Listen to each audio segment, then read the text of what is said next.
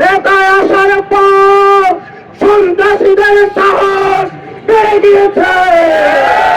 এদেশের ছাত্র জনতা নেতা সহ সন্ত্রাসীদেরকে বঙ্গোপসাগরে নিক্ষেপ করবে। আপনারা গত 1.5 বছরে ধরে দেখেছেন, যখন জনাব তারেক রহমান গুপ্ত অবস্থায় ছিলেন তখন তার সন্ত্রাসীরা এদেশের পুরুষদেরকে হত্যা করেছে। তিনি যখন লন্ডনের গুপ্ততা থেকে সূত্র হয়েছেন তখন তার সন্ত্রাসীরা নারীদেরকে হত্যা করা শুরু করেছে। নেতায় আসার পর সন্ত্রাসীদের সাহস বেড়ে গিয়েছে। এদেশের ছাত্র জনতা নেতা সহ সন্ত্রাসীদেরকে বঙ্গোপসাগরে নিক্ষেপ করবে। সম্মানিত ছাত্র জনতা, গতকালকে বিএনপির কেন্দ্রীয় নেত্রী নীলুফার মনি এদেশের স্বঘোষিত মেয়র জনাব ইশরাকের বাংলা ভিশনে গিয়ে বলেছেন তার ভয় হচ্ছে তাদের বিএনপির মধ্যে নাকি কেউ কেউ গুপ্ত আছে। আমরা নীলুফার মনি আপনাকে বলতে চাই, আপনি যে গুপ্ত ব্যক্তির কথা বলছেন তিনি আর কেউ নয়, তিনি আপনাদের নেতা জনাব তারেক রহমান।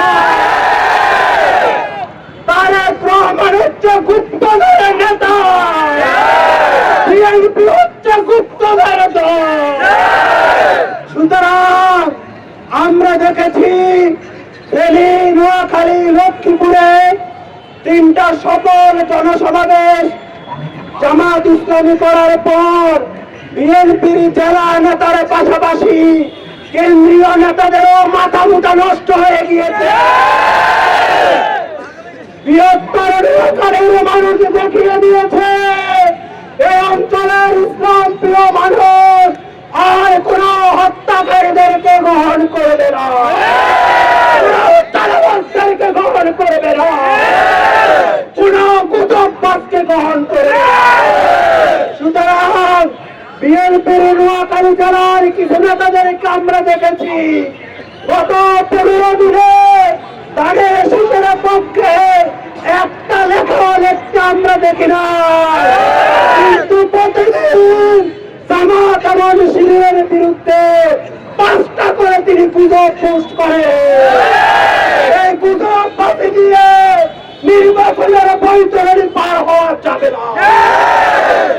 আমরা বলতে চাই, অন্তত যদি সম্মানজনক আসন সংসদে পেতে চান, 50টা আসন নিয়ে যদি সংসদে থাকতে চান, তাহলে হত্যার রাজনীতি বন্ধ করতে হবে, চাঁদাবাজি বন্ধ করতে হবে।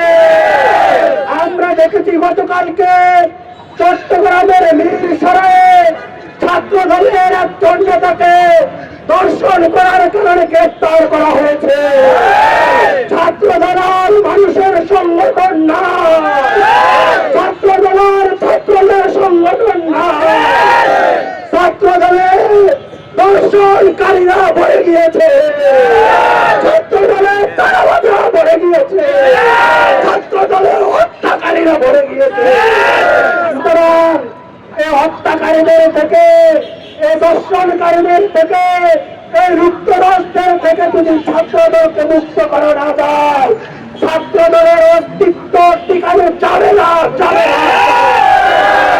আমরা আশঙ্কা করছি যদি দর্শনকারীদেরকে ছাত্রদল থেকে বাদ দেওয়া হয়, হত্যাকারীদেরকে বাদ দেওয়া হয়, চাঁদাবাজদেরকে বাদ দেওয়া হয়, সম্ভবত ছাত্র দলে আর কাউকে খুঁজে পাওয়া যাবে না। যদি পাওয়া না যায়, আমরা কিছু ভালো ছাত্র আপনাদেরকে সরবরাহ করব। আগামী দিনে 12ই ফেব্রুয়ারি এদেশের মানুষের জনগণের ভোটার অধিকারকে যদি হরণ করতে চায়, আমাদেরকে অবশ্যই অবশ্যই রুখে দিতে হবে। কি প্রস্তুত?